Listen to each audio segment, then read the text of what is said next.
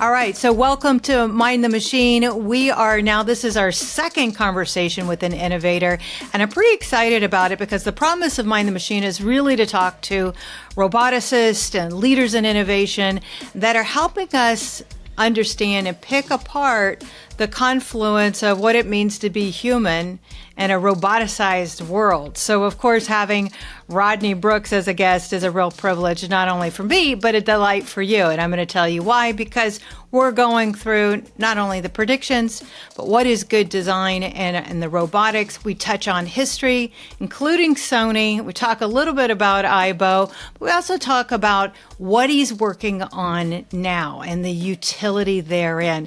Startups, of course, are always keen to be part of the conversation on the Mind the Machine show. So lots in store for you.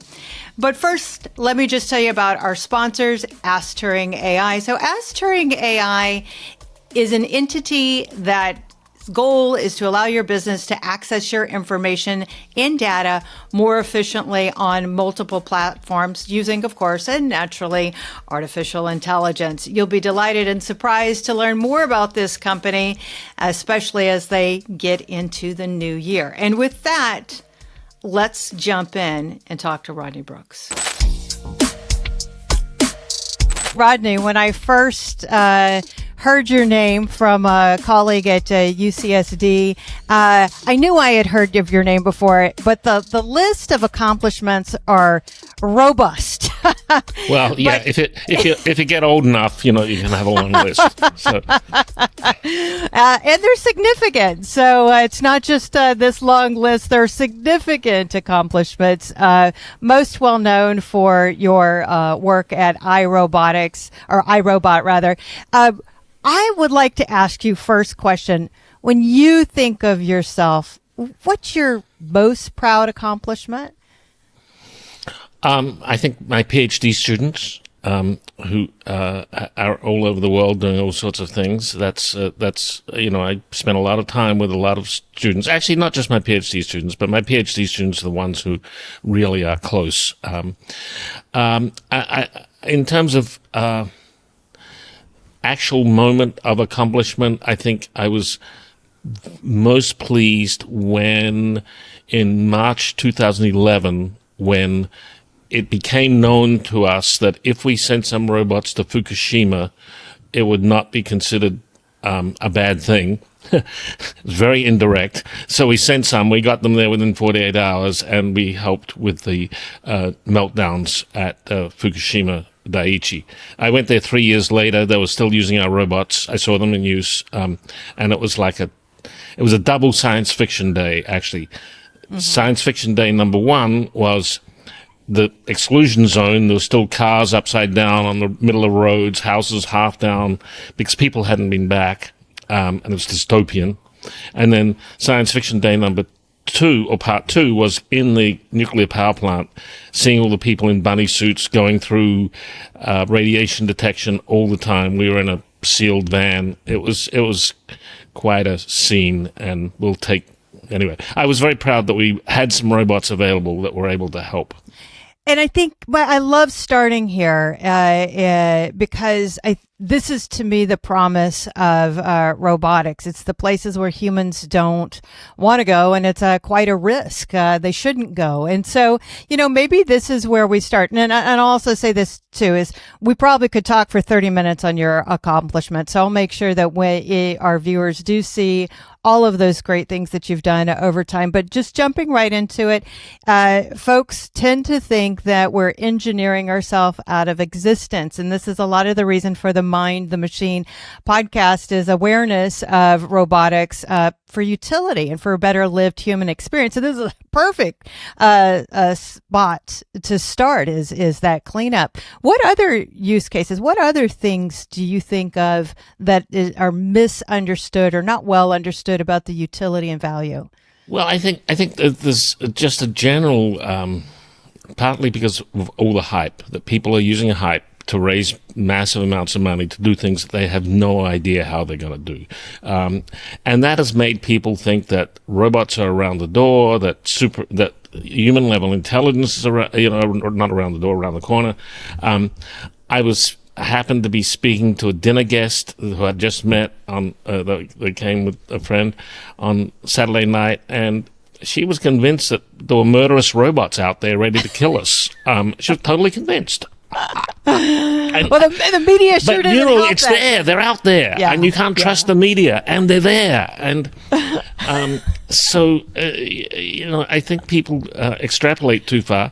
I don't think it helps at all. I think it's a very bad thing when people who know better are showing off robots that are tele-operated and not showing that. I was at a event year before last, and there was a humanoid robot bartending in an outdoor thing, and there was a waitress who was just standing, just looking at it from 30 feet away, eyes wide open. And I went up to her and I said, "It's tele-operated."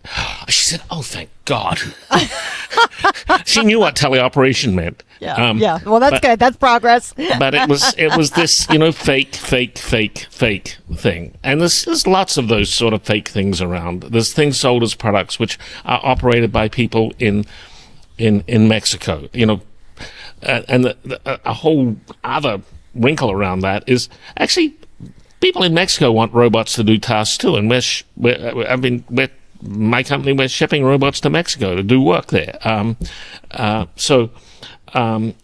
There's this layer on top of it. Oh, but it's okay if those poor people in the other countries fake it for our robots. And it's just distasteful to me. Let's be realistic. It didn't come out until fairly recently that, that wasn't admitted to, although we all suspected, that both the cruise vehicles and the Waymo vehicles in San Francisco have remote people who they don't drive the car, but they intercede when there's a problem. And people were not aware that was there. And if you've seen the recent press, Tesla is now trying to hire remote operators for their digital taxi fleets, which don't operate yet, but they know they need remote operators. And so there's jobs on the website for remote operators for cars. So everyone thinks, oh, it's so magic, it's so good, it's this, that, and then the hype around, our robots going to learn to do everything, we'll just teach them. And I can talk at much more length about what is missing there. So people think that it's just around the corner. But by the way, I've been officially an AI researcher for 50 years, and it's been just around the corner all the time. It's just now that with social media, it's a long corner. with social media, the hype just keeps rising and rising. So yes, and that fear factor. But I think you definitely are certainly the person that stands for utility and practical, understandable value. I don't know anyone that doesn't know what a Roomba is, and that was really where would you say you started your journey commercially with the Roomba? Yeah, well, the company had been in business for 12 years before we released it. We had a lot of other robots in sort of semi-deployed research areas. But I will say the other thing that I agree with all the list of things you said about the robots that I like to build. The other thing is that they have good human interaction. Right. And that they don't, that people are not, they don't get in people's way. So I've seen robots in hospitals that take the dirty laundry down to take the dirty dishes away. And, that lets the nurses' aides and the nurses spend more time with patients. That's a good thing because it's hard to get enough labor for that. But many of them are sort of not aware of people, and they just treat people as obstacles. So if they're in a corridor going along and someone's walking towards them, they stop. And now they're blocking the corridor for the nurses who are pushing a gurney with a patient in dire need of care in some emergency room somewhere, and they can't get the robot out of the way. So that's a robot that makes life worse for the people who are doing other work around them. So it's important that it doesn't make life worse. And that people can intercede. And that was one of the I think, really important things about the Roomba early on. It wasn't perfect. It would get stuck places. The early ones really weren't very good with tassels on carpets and stuff. But you could just go and, because it was so small, and we put a handle on it, you could just go and pick it up and move it. So, right. If it behaved poorly, you just grabbed it, just like a kid. You didn't have to get IT to SSH into the machine to take over some manual control. It was the people right there, and it wouldn't have worked if it was any other way. And so I try to bring that to warehouses and factories now, that the people who are there with the robots at any time can grab them and move them and have agency. So how I sort of say it technically is, robots will fail if they take away the agency of people around them. Because we're the alphas. We don't want no stinking machine in our way, or just impossible to move, or just blocking things, stopping the flow of work. And so we need to give humans that ability to override the robots. Because surprise, surprise, to many people, we are nowhere near general intelligence on our robots, so they're gonna screw up. It's gonna happen, right? And if we could just segue there too, just the concept of the singularity and all of the this world domination. And I think, you mean techno-religion? Yeah, right. That's I'm going to be downloaded or uploaded to a robot. I will have eternal life, and it's. I say it's techno-religion of eternal life without the inconvenience of having to believe in God. So you can be rational but still have eternal life. Or we'll all go to some other planet and it will be wonderful there. Yes. It's just it's this wishing for. To me, I'm an atheist. To me, it's the same desire I see in religions, wanting something bigger, something eternal. And for techno people who are not necessarily believers in traditional gods, they've sort of replaced it with technology as their thing that's going to be their salvation. Yeah. It's interesting. I think about just even setting up this podcast of the mechanisms and things that we have to double check and check, just to make sure things happen. So how could we possibly, be dominated? The battery would die. But in a year or two, once the machines learn, it will all work. Yes. Yeah. But I've been hearing this for 50 years. Yeah. Been there, done that. And I think this is the part that people tend to glom onto, is this kind of ridiculous, unsupported fascination. There's a term that I hear a lot in keynotes, and you actually use this term in the way that makes sense to me, is the term magic when people go to describe technology. And I think, magic is the bending of natural laws, or it's a trick. So I don't think really any of this are bending of natural laws or tricks. I think this is really good, solid engineering and consumer design. Yeah. And I can just pick up on that. That use of the term magic for me comes from Arthur C. Clarke, who was a great science fiction writer. He also invented the idea of geostationary satellites. He started the Journal of the British Interplanetary Society, etc. But he said any sufficiently advanced technology is indistinguishable from magic. So, because we can't explain how it works. So, so my example of that would be, suppose we had time travel, just another little trick. And we went back to see Isaac Newton in the chapel in King's College in Cambridge. It's hardly changed since his time. So we go there or we bring him to today, and he doesn't realize he's time traveled. And we it's Isaac Newton, gravity, apple. We give him an apple. Oh, but not one you can eat. It's one like this, an iPhone. And we give him the iPhone. Now he invented calculus. He was professor of optics. So you show him this thing, and you show him that it glows and it's not fire. It's got stuff on it. And then you show him a movie, and then you take a movie of him and show him the movie of himself. Or how could he possibly know what the limitations on this were? How would he know that that it needed recharging? How would he know that it needed Wi-Fi or cell towers to work? It would be indistinguishable from magic. He was the brightest dude in the world at that time. He couldn't explain it. He would not be able to explain this thing. So that's what's happening with technology.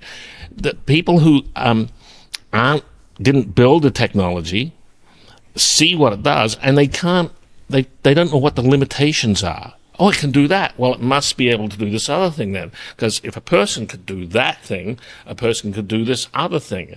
So they use, when it's around intelligence, they use what they've learned about how to generalize human behavior on these devices and this technology, but it doesn't necessarily generalize in the same way. Yeah.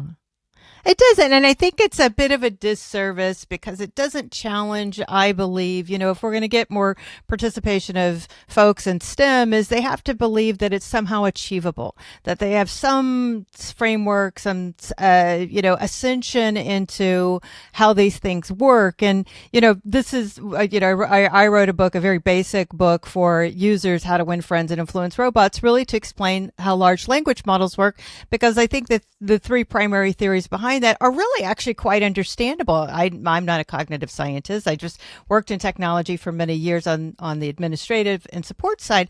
But that I love the way that you explain that, because I feel like that is the real opportunity, getting to real narratives. How can you plug in and how can you participate? And what would you recommend? Kind of long-winded question here, but as you do your predictions, as you think about the future and you think about people just now graduating from college that feel very disrupted, what would you tell them to study and focus on? And, how would you characterize technology in a way where they can find their inroads to participate and advance what's happening? Well, one thing, I think we need to provide better technology that's more self-explanatory. What you're saying, how can those people, understand it? So you're putting now load on the people to see through the smoke and mirrors. So we should sort of demand that the technology not do the smoke and mirrors, but explain what it is doing in some way. Maybe it's through visual cues. It doesn't take, not that it's going to take a lot of training for people to understand it, but to show its limits somehow. And that's one of the reasons so much money has gone into large language models, because it uses words, and words are what we use with each other. And so people don't understand that it's basically confabulating. And so when the tech leaders say, yeah, but in next year we'll get rid of the confabulation, and after that we'll have physical reasoning in there, they're just totally different things. It's not going to come from the language. I had a high-powered executive in a well-known company that makes computers with thousands of GPUs in them say to me, "Oh, why don't you use large language models on your robots that are in warehouses? Because then you could tell the robot, go to aisle 3 and get me a can of soup." You could just say it to it. And I said, but we get 5,000 orders come in that have to be on trucks in 2 hours.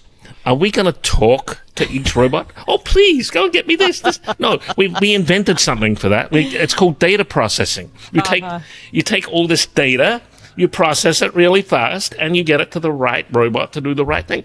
Language makes no sense at all, but he was so enamored with, but you could talk to the robot. That's not what's needed. Well, and it seems very inefficient. I mean, and if it is for fascination, maybe, but not for utility. It's exactly, yeah. And then when something's for fascination, the driver for the people building the robots for fascination is to fool the people and to make it seem better than it is. Right. And so their incentive is to make it seem as wonderful as possible, but it doesn't actually have to be wonderful. It just has to seem wonderful. Yeah. Or just do the job. Just do the job. Yes. No, I think that's amazing. I think that is the also another area I'd like to dive a little bit deeper is what is the practical reality of, are you see applications integrating hardware and large language models that do have a utility voice? Well, yeah. We, the world in general, but the U.S. certainly, and it will get worse if we push a lot of immigrants out of the country. We have a demographic inversion, and elder care is a real problem. Mm-hmm. It's way worse problem in Korea and Japan because their birth rates are way down. They don't have immigration in. And it will become a problem pretty much worldwide in the next 80 to 100 years. Labor for elder care. And people, I think, want two things as they get older. They want independence, and they want to keep their dignity. So how can we give them tools that lets them stay in homes longer, and being able to talk to their machines to tell them what they need is probably a good thing for in-home care. You don't want someone to have to go you're feeling pretty bad. Please get me something. Please do this. Please call my daughter. Please, language is important there. And the interesting thing is it's not necessarily what we all do. What we all do with language models right now is we adapt to them. So I talk to my car a particular way. I know what I can say to it. I talk to Alexa in my kitchen in a different way. Right. Because I know what its limitations are. As it happens with any child or any elderly person, I adapt to their limitations. We're really good at that. So the language models for elder care are going to have to adapt to the person's limitations, which will change over time as they get more frail and more elderly. Right now, we'll just train it on everything on the web and it'll be able to understand language. Well, it's going to be a little different for elder care, but speaking there, I think, is really important. So yeah, it's a good user interface, right? Yeah. It's like there's no, you don't have to like code or type anything in necessarily. I think that just setting up here, we're doing this remotely. The producer had to tell me, look for that button on the bottom left corner, click on that, hover over that. It's everywhere in our lives. So. Yes. Yeah, it really is. No, that is fascinating. One of the projects I worked on at Sony was the artificial intelligence bot Aibo. I think it was 2017 when it came out, and it was really that emotional bot. Do you see a range of emotional intelligence robotics rising? Yeah. So it's interesting you bring up Aibo. That was when that was first started in Sony, it was done in a lab led by Dr. Doi, and he got the team together. He showed them a six-legged robot that I'd developed with Colin Angle at MIT, and he said, reproduce this. And then after they reproduced that, then they went to the four-legged, etc. Uh-huh. We moved on from that in the 90s, and Cynthia Brazil, one of my students, built a robot called Kismet, which you could talk to, and but it didn't understand English, but it understood emotions, and you could have an emotional exchange with it, turn-taking, etc. She later started a company with a countertop robot called Jibo, which unfortunately failed, and I the day that it's not called Alexa. What's the product actually called? Amazon. We call it Alexa, but it's got an official name. I don't know. Yeah. Anyway, the day that came out, I knew that her company was in trouble because it had the resources of the Amazon cloud behind that and was going to be at scale. Didn't have the emotional connection that her robot had, but I thought, okay, it's just going to get clobbered by its connectivity into data sources and actuation. So sometimes you have a good idea, but you get beaten by a lesser product because it's got more scalable stuff behind it. No, that's a really good insight. It actually helps me segue into this next topic. So one of the things that I do is also run Startup San Diego as a board member. It's a nonprofit, a volunteer led. And so when we think about innovation and startups of the future, what range of robotics are you most excited about, and where do you think the largest opportunity is for? I was going to say young innovators, but doesn't age is irrelevant. I think it's for the innovators of all levels, all stages. And what's the biggest market opportunity? Well, there are some markets are going to come later. I think elder assistance is going to be an enormous market. I haven't figured out a viable robot that could give return on investment just at the moment. Mm-hmm. Just at the moment. So in general terms, you got to have a customer. You got to have someone who's going to be willing to pay for that thing. So it's got to provide some value of some sort. And it can be very oblique what the value is. So you've probably seen, actually, I think there's some in San Diego. You've probably seen delivery robots for delivering meals on campuses. You know what the business model there is? You get the university to pay for that. It's remote operated, and it makes the university look like it's technically advanced. It's not actually the value of delivering the meals because it's expensive to deliver the meals. It's about a display of technological futurism. So you can There's do some things value, like, but yeah, and who's paying for that? Who's right? paying What's for the that real and what's cost? the- The yeah. total cost. Yeah, So no, that's a good point. I've chosen right now to be working on robots to help with fulfillment in warehouses because, COVID really accelerated the change from going to stores to instead getting everything delivered at home. And that takes a lot of labor at the moment. And the labor it's difficult labor, and it's really hard to keep people in those jobs. So providing assistance to those people to make that a more scalable enterprise as we all decide we want things delivered to our homes rather than go to stores and take all that time.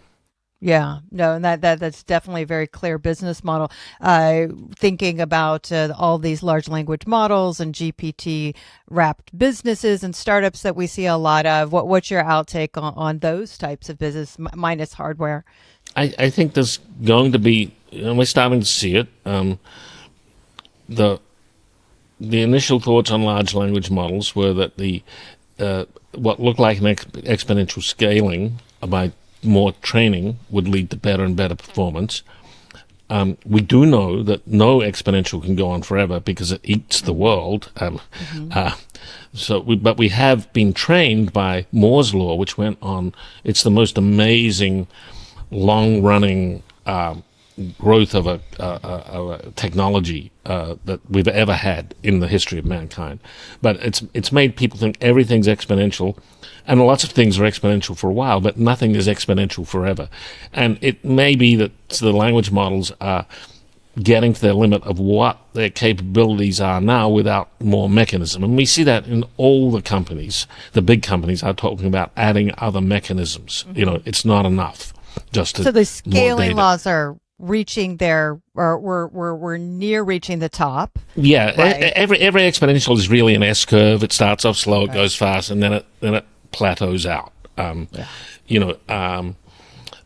I used to way back in the early aughts. I used to plot how much memory was on an iPod and then an iPhone, and it was doubling every year. And so I said, well, look ahead 20 years. How much memory are we going to have on our things? And it's not 2 to the 20th. It's not 1 million times more. We've only got about 4 times more because we could fit all your photos and on every piece of music you wanted to ever hear and all your home movies all fit in some small number of terabytes. It didn't have to go to the petabytes, etc. Mm-hmm. So the demand actually curled off because there wasn't more data that you wanted in your pocket. So everything is an S curve. It limits off for some sort.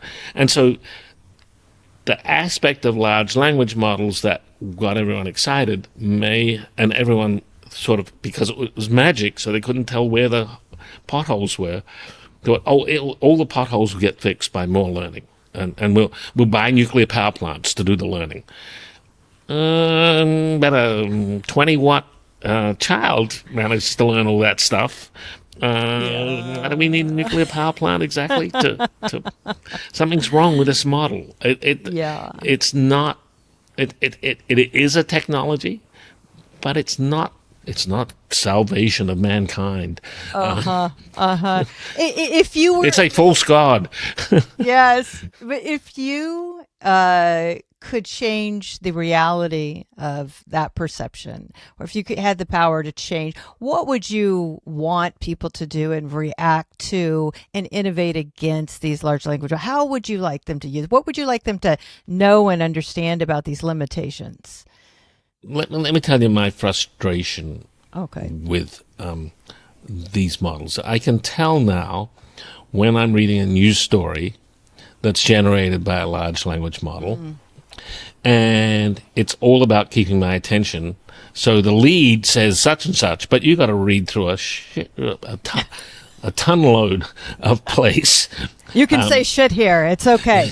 You got to read through a whole lot of stuff and scroll by a whole lot of ads before you get to the punchline. And it's vaguely what the lead was promising, but it's not. And, I just hate myself every time. I got suckered in again by that. I got suckered in. And so I wish we could all be better about realizing we're getting suckered in and then not get suckered in. And not keep reading, and because that would make the loads and loads of stuff we're being calling our attention to not have return on investment. Right. Anymore. It's a large quantity of kind of generic, low-hanging fruit stuff in general. And it's funny, I like the word that you used earlier, confabulation.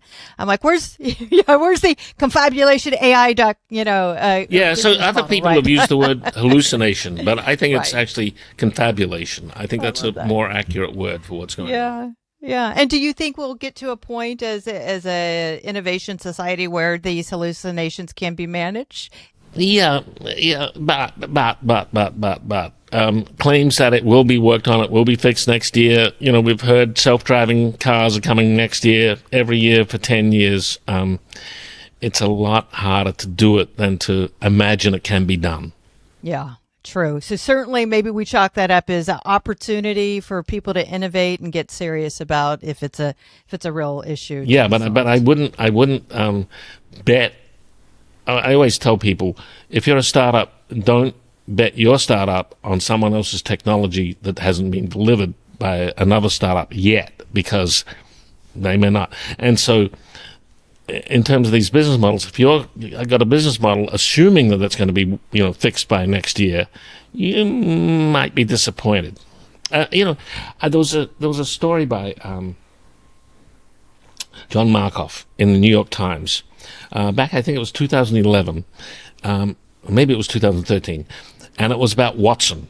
Watson was the program that IBM had that won Jeopardy, and it was going to be great for medicine. It was going to be attached to speech generation systems. It was going to solve all our problems. And I looked at that story, and I substituted Microsoft for IBM and LLMs for Watson, and it was all the same promise. And they said, John said in this story, there are some problems that gets these things wrong, that gets that thing wrong, but IBM assures us they're working on them and it will all be fixed in a year or two. And if people remember Watson, it was going to change medicine. It was really going to revolutionize the world. And it's gone. It's gone. Because it was predicated on solving some fundamental technical problems that had not yet been solved. So don't build your business based on someone else solving technical problems that have not yet even been demonstrated a solution. One of the things I hear a lot of in the startup community is this disruption of software as a service and, this verticalization. Any thoughts about, that how AI might be disrupting software as a service platforms? Do you see that at all? I don't. I mean, people in my company, developers, use AI as a developer tool. And they say it makes them really productive on things they already know how to do, because it gets it close enough that they can just, oh yeah, I need to fix that, or that, and then it'll be good. So they like that tool, but they don't use it. This is them, not me. They say, yeah, if it's something I don't really know how to do, it leads me so far astray. And that's been my own experience. It was actually John Markoff suggested I solve a particular problem I had using LLMs, and so I tried it. And I'd been working on this problem. It was actually upgrading from some software that runs on Macs that I wrote that had worked on the old Macs but didn't work on the new M1 Macs, and and I was struggling with what I had to do differently. And so I asked ChatGPT, and it first told me exactly how to do it, the way I'd been doing it on the old machines. I said, no, on the M1s. I mean, on the M1s, you got to do it. It said, oh, you use these library calls, and you do this, this, and this. So I spent a few hours and started compiling it, and I couldn't find the library calls. They weren't there. And I said, where's the documentation for these library calls? Oh, I'm sorry, they don't exist. Minor detail. Because I was trying to get it to do something that I didn't know how to do. Right. And so I got led astray because the names of the library calls looked perfect to me. Oh, I didn't know that library call was there. That looks exact, because it was consistent. It was so. It's sort of playing on the way we use language in somewhat consistent ways. I think it's surprising how much regularity has been pulled out, but it's not the same as understanding. Yeah. The difference between knowledge and wisdom, right? Yeah. There's no model behind it that you can sort of simulate stuff in your head. Yeah. No, that's a very astute observation, which is, of course, exactly what I expected in this conversation from you. More on some of these business models and this disruption. Because you have had experienced many different innovation cycles. When you think about disruption of maybe content or like the whole copyright issue, do you have any observations about what the future may hold relative to authors, creators, writers, artists? These are the folks that seem to have the most concerns about the disruption of AI. And as we've kind of suggested and stated already, there's some mundane content output, but then there's some spectacular stuff. So what's that real disruption there? Well, first, everybody wants disruption. If it's not disruption, it's not worth having. Well, actually, just making things a whole lot better is a pretty good business model to be in, Right. We don't have to disrupt, just make it better, right? Yeah.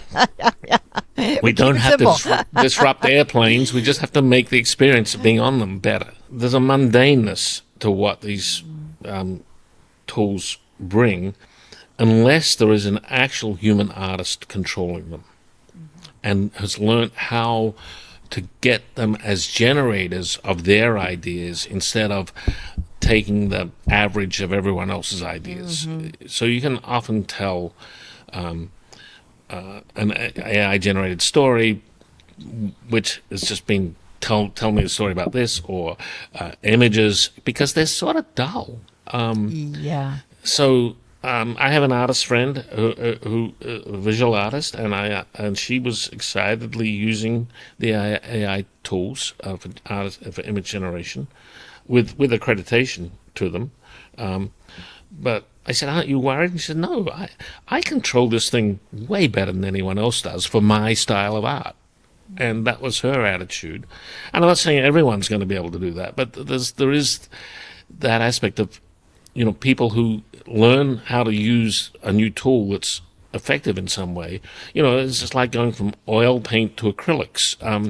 There's still a place for oil paint, but oil painting is a labor of love compared to acrylics. or watercolor, and so you can be effective in a new medium. Yeah. Even though it doesn't help people who stay in the old medium, but that's good too. Yeah. I like that. But I think the hype that everyone's going to be able to be a great artist with these tools is just wrong. Because it is just a tool, ultimately, right? I mean, it's not as much as our folks that want it to be their religion.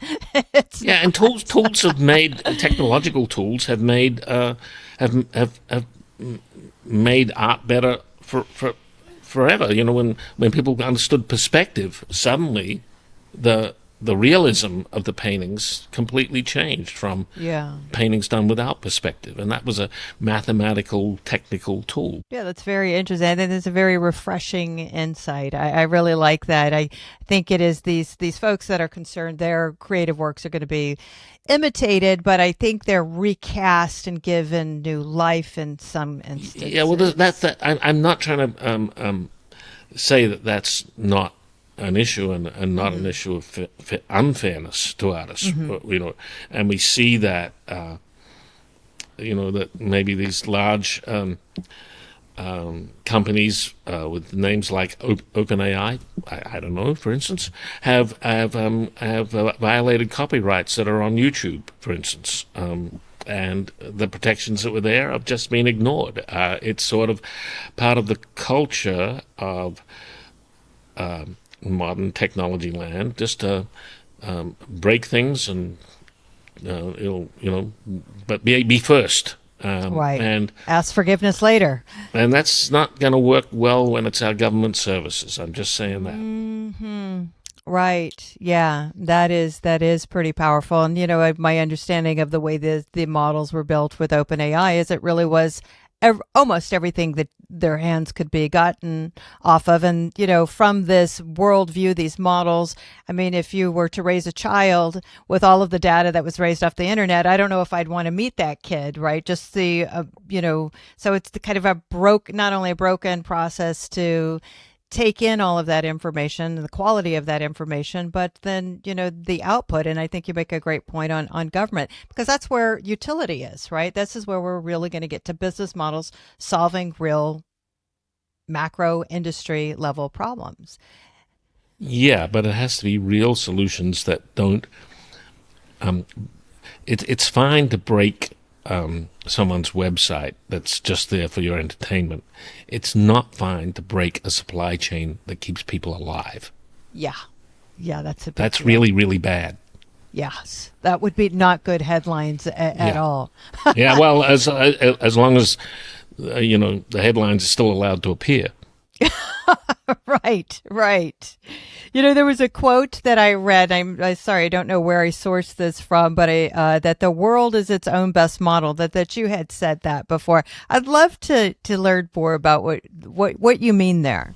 Well, that was something in my early days on the faculty at MIT, changing the way people that I was thinking about robotics, where the idea was, at the time, you have sensors, cameras, you take some images, you compute, and you build an internal geometric world model. Now the AI system interacts with that and decides what it's going to do in the outside world. Now, things were really slow then, so it took hours to process an image. And the world would change in the meantime. So your model was always out of date. So that was saying, if you want to know what you can do in the world, look at the world. Let's find a way to look. And so in those early days, I had to look at the world with really fast, simple operators that just got a little bit of information, but it was up-to-date information, so the robot wasn't doing stupid things as often. Now we can get much more real-time updates in our models, but it doesn't take away the need to keep looking at the world, because the world will change. Right. And especially Right. if there are people involved. If you're in a lights out factory where there's no people inside the space and the temperature is controlled precisely, the lighting is controlled precisely, you don't have to do it so much. But if you're in a dynamic world, which is what everyone wants robots to be in the dynamic world, Right. then you better be sensing all the time, because the world is the up to date thing that you've got. Yeah. That's And what that phrase meant. yeah, yeah, and that seems like classic, excellent information that should be applied daily, right? In the context of innovation, I thought it was definitely a great quote. So, shifting gears just a little bit, could you talk about the company that you have now, the promise, the mission there, Robust AI? Yeah, so we started out doing something else. We pivoted during COVID, and then we pivoted again after COVID. What we're doing now is we're building robots, and they're coming off our production line now, that go into warehouses and factories, and we can. It's quite amazing how fast we can do things. And Moore's Law has been very, very good to us. So, we can map a 250,000 square foot warehouse in 3 hours, and then we notice the changes over time. So now the robot knows where it is in the warehouse to within 5 centimeters. It providing support to human pickers. Humans, we're not trying to do what humans do with their hands. That has been a long, slow process. The lab demos for that are nowhere near 90% reliable. And if you're going to deploy something, you need about 4 or 5 nines in your first deployments, or otherwise you're in trouble. So just like Amazon uses human pickers. Amazon bring the shelves to the humans. We bring this robot to the shelves. The human puts the stuff on the robot. And right now, the humans are using manual carts, and a typical worker in a typical warehouse probably does about 32,000 steps a day. We all know what 10,000 steps feels like. Imagine 32,000 steps every day as part of your job. It is so. Even it's the simple thing.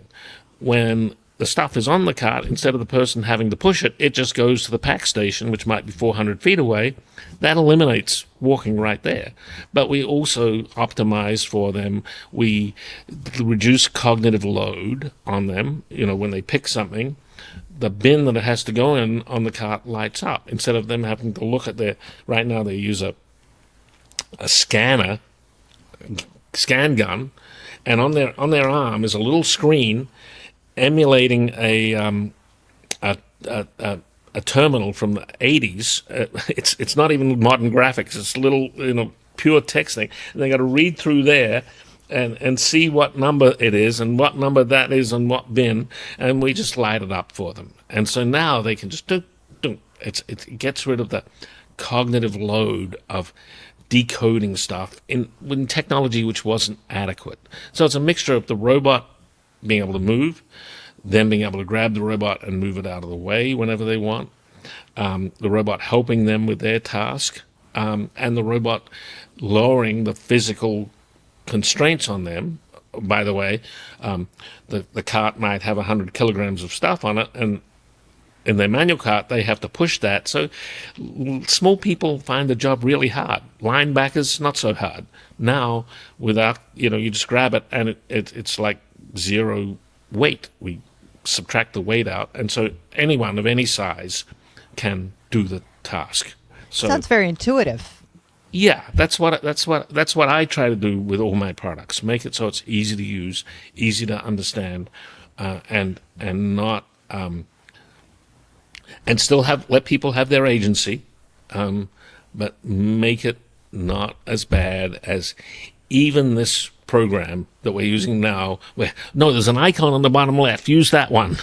It just should be just obvious. See, Right. do. And so that's what Right. we try to do. And so it's actually a mixture of robotics and user interface. It's not just the robot, it's the user interface and making that a better thing for people, a more intuitive, understandable thing. Right. Kind of understanding the human condition. Who wants Yeah. to walk 30,000 steps? I don't. Yeah, yeah. But I just want to say a little bit more about it. Yeah. What is easy to understand for humans has changed over time. I first saw a touchscreen at Carnegie Mellon University in around 1987, I think it was. I'd never seen it before. You couldn't have put a touchscreen, well, they were really expensive, but you couldn't have put that on any sort of product a normal person had to use in 1990 and expect them to understand it. But now we've been slowly trained over the last 30 years to understand touchscreens, and there's an accepted way to use them. And so now touchscreens on devices make sense where they didn't make sense. That would have been a really hard, unintuitive thing at a different time. So the interfaces evolve over time as we, as a society, evolve over time through using simpler versions. So the technology can, and the interface can drag us along a little bit, change us a little bit. So it's not a static thing of what makes a good user interface.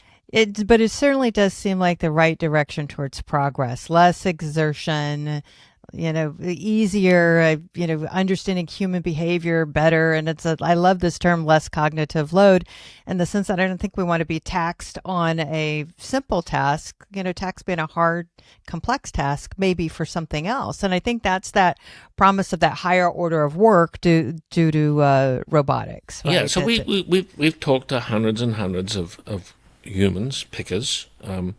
We have them in our facility. We hire them from temp agencies, and they come in and use our tools. But we've talked to hundreds of them in facilities. And they have pride in their work. They like to do a good job. But they hate it when a tool gets in the way and a tool is not helpful. The favorite tool that we discovered of these warehouse workers was their box cutter, because it's on their belt, they pick it up, it's always does what it's advertised to do. There's no thinking hard about it. It just always works. Yeah. And that makes it their favorite tool. Their scan gun with the emulated terminal from the 80s on it, not so much, and not so exciting. Yeah. Yeah, I think that makes a lot of sense. It just works. I mean, and that's probably, I'm imagining, your guiding light and design principle of all the innovation that you do. Just works. It should just work. Oh, wonderful. Well, a couple things, and then we'll round out this, what has been an excellent conversation. You have a lot of great resources on your website about predictions. Would you talk a little bit about the history of why you started doing predictions? Yeah, so I was getting annoyed. This is on my blog, rodneybrooks.com/blog, that everyone was predicting things, and the things never came true, and no one ever held them accountable. So on January 1st, 2018, I made a whole bunch of predictions in a bunch of different areas, and I promised that for the next 32 years, on January 1st, I would review how my predictions came out. And my predictions have dates on them. Some of them are by this time, not before this time, not in my lifetime. I somewhat arbitrarily decided that 32 years, 2050. Yeah, on January 1st, 2050, I'll be 95. So I'm calling that the end of my lifetime. Just kind of forecasting. Not in my lifetime means after 2050. But I promised that I would evaluate them every year and see how I was doing. And it turns out for most things, even though I was being way more skeptical than everyone else, I was still predicting them to happen earlier than they have happened. Things just take a lot longer than everyone thinks. The one thing, and I did not make this prediction, I'm very proud of myself. I thought about making the prediction, but I thought, I really don't understand this world well enough to make this prediction. My prediction was going to be when a Bitcoin hit $200 on the way down, but I didn't make any prediction about that. I would have been wrong. But I did have the good sense not to put that prediction. Yes. Oh my goodness. Yeah, I imagine. Yeah, when you make your predictions, when you're formulating, I'm just kind of trying to think through your process. And by the way, I love the fact that you go back and then you verify, hey, I was right or I was wrong. But when you make your predictions, obviously there's things like the elections that, policy is going to stop and prohibit, and personalities and so forth. Or some of it was, people were predicting things would happen, and they can't get deployed at scale without regulation. And those regulations are going to take a while to happen. And some things are easier than others, which I've also got I've got lots of blog posts on there besides these, but some things were easier. Reusable rockets were going to be much easier than Hyperloop. Why? Because for rockets we already had launch facilities, we already had an insurance industry was used to insuring rocket launches, and insurance is really important because you're paying a lot of money, even at the lower prices today. The fact of getting a rocket to land vertically, DCX, a government program had done that 10 times in the 90s. The grid fins have been on every Soyuz launch since the 60s and are used regularly. There's so many technologies were already there, but for Hyperloop there was nothing. How do you get a tunnel through California that was accurate even when there's an earthquake? How do you stop them and people get in and out of these Hyperloop tubes that are going at vast speeds? What insurance companies want to know about reliability before they start insuring them? What if all these questions, which were just total unknowns, and people were thinking it was going to be deployed in 2 years. Well, let's look at deploying any other large infrastructure. It takes decades. So that's how I look at both where the technology is, but where the social structure is, because that's really important for deployment. And I think you talk also about EVs are practical because we already have the utility and the insurance mechanism, and there's so many things about EVs. Yeah, and by the way, we had electric vehicles back in the 1920s. Yeah. And there have been electric vehicles the whole time. We've had the buses that go just down here from my house, which have the overhead wires. They're electric vehicles. Yeah. We've had electric vehicles on our roads for a long, long time. For a very long time. And it makes me think, kind of back to the startups, when you go to pitch for VC funds, they want this 100x idea, the biggest idea, think as big as you can. And that may not be the wisest advice if there's zero infrastructure or policy or understanding of risk or how to underwrite that risk. I don't think we hear that enough. No, we don't. But let me get to the EV, because the EV is a little more complicated. I have an electric vehicle now, but I am... What do you drive out of curiosity? It's a Mercedes EQ 500. Okay. It's a really really nice Tesla guy or... No. But I realize that I have an advantage over lots and lots of people. I have a garage, in my house. I drive into it, and I can plug in inside. If I only had on-street parking, that would be a whole lot of effort for me to recharge. Right. I'd have to be worrying about it all the time because there is not enough infrastructure. So that is actually probably slowing the EV adoption in the US, because we don't have, if we had receptacles at every parking spot where you could recharge, then it wouldn't be a disadvantage. But it's actually it's sort of a tax on people who have less elaborate houses. Right. To use EVs. Mm-hmm. It's harder for them. That is an interesting observation. Yeah, and I didn't quite see that. I hadn't thought that through at the time I made my predictions. I just got a visual of wireless charging in the street. I don't know if that's doable. Well, there've been some experiments in Sweden with that. There's experiments, but it's not in large scale deployment. No, that is very interesting. All right, so you're getting ready for your next round of predictions. For analyzing, I've got to get working on that because it's January 1st. Yeah. Yes, January 1st. The clock is ticking. I definitely want to reach back out to you on when here's a prediction I made, which I was over optimistic. I said, when would the US have two commercial launch companies taking people to the space station? And it was longer than everyone was predicting, but I also predicted that we would have two by now, and we only have one. So Boeing did much worse than I thought they would. So there's a mixture in the predictions. I was over-optimistic on some of them. But. And your predictions are broad-reaching, but the technology themed, right? They're all about technology. All technology predictions.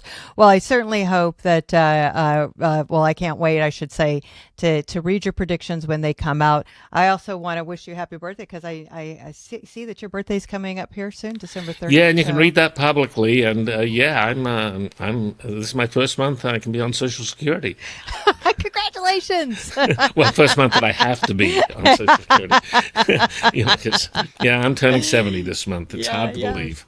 No, well, I am just thrilled to have the privilege to spend time with you and have these conversations. And I'm looking forward to your predictions. My last question is there anything that I didn't ask you that you're passionate about, that's important to talk about, that you want to share? I guess my general thing is relax somewhat about how every different technology you hear about is always hyped as it's going to disrupt everything, it's going to change everything. Change happens slower than the people who are, I call them they're hypnotists. They hypnotize you into believing something, and just slow down. It's not as crazy as everyone has been saying. For the history of technology, actually going back hundreds of years, things take a long time. Yeah, that is a great note to end this conversation. Thank you. It's been a real pleasure talking to you. I really enjoyed it. Thank you. Yes. See, I told you. Absolutely amazing insights, but hold on to your boots. There's more to come. So producer Mitch and I are going to the Consumer Electronics Show, and we're going to talk to a little bit of everyone about all the innovation coming there. So you've got to subscribe. Got to watch us on YouTube and subscribe wherever it is that you listen to your podcast, because we're really bringing the insights, and I'd love your feedback. So on this particular show, what we did is we defined terms that maybe aren't commonly used. Let me know what you thought about that. And of course, we're always jumping into the polarizing topics. There's a little bit of spiritual narrative going on there. So we want to have those discussions with you. So jump into the chat. Make sure you subscribe, because really, there's a lot of good stuff ahead, and we want to hear from you.